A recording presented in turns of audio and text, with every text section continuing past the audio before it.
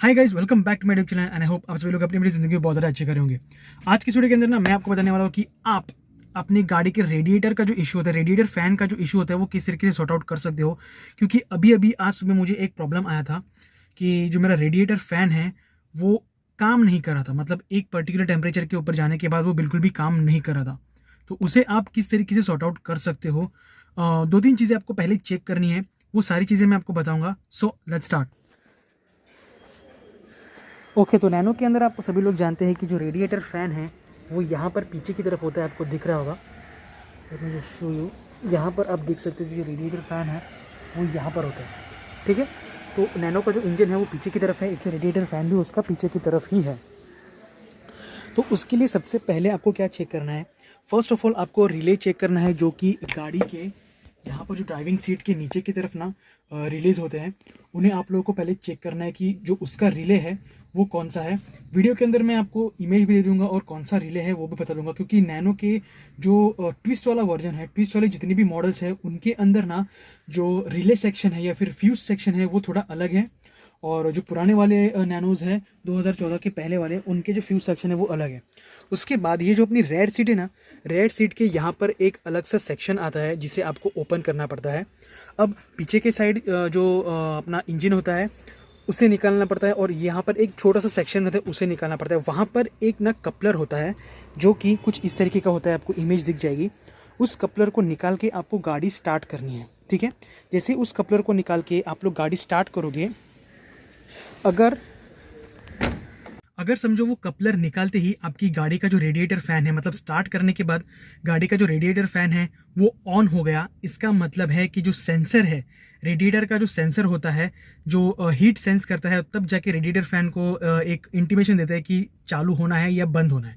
तो वो सेंसर में इशू हो सकता है।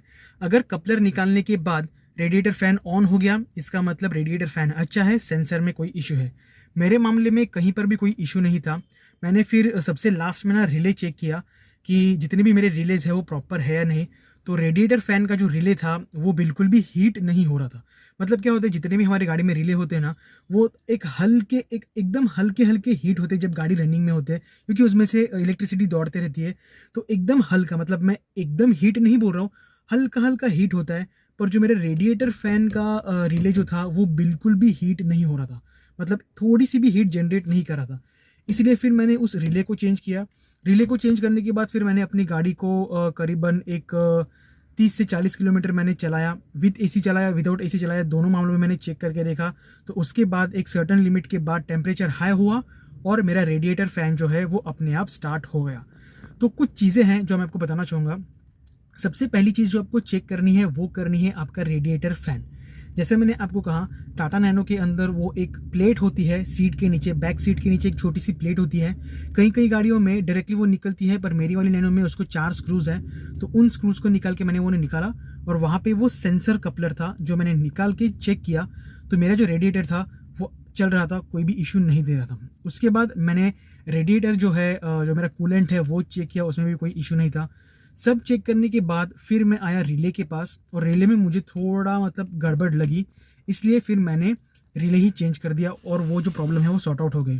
अब ये जो सारी चीज़ें मैंने की, ये मैंने अपनी गाड़ी के हिसाब से की, टाटा नैनो के हिसाब से की। आपको भी आपकी गाड़ी का जो फ्यूज़ रिले है, मतलब रिले का जो पूरा सेक्शन होता है जहाँ पर सारे फ्यूज़ लगे होते हैं, वो आपको पता होनी चाहिए। कौन से जगह पर कौन सा रिले लगा हुआ है वो आपको पता होना चाहिए। ये सारी चीज़ें आपको पता होनी चाहिए। और जिस तरीके से मैंने यहाँ पे डायग्नोस किया अपनी गाड़ी के अंदर, उसी तरीके से आप कोई भी गाड़ी हो आपकी, चाहे वो नैनो हो या एसयूवी हो, सीडान है, कोई भी हो, आप उसी तरीके से उन गाड़ियों को भी आराम से चेक कर सकते हो। ठीक है, सो ये एक शॉर्ट एंड सिंपल व्लॉग था जो कि मुझे प्रॉब्लम आया था, इसलिए मैंने आप लोगों से शेयर किया। अगर आपको ये हेल्पफुल लगे तो प्लीज़ वीडियो को लाइक कीजिए, और अगर आपको बहुत अच्छा लगे तो सब्सक्राइब कीजिए। होप इसी में next video, till then take care, bye bye.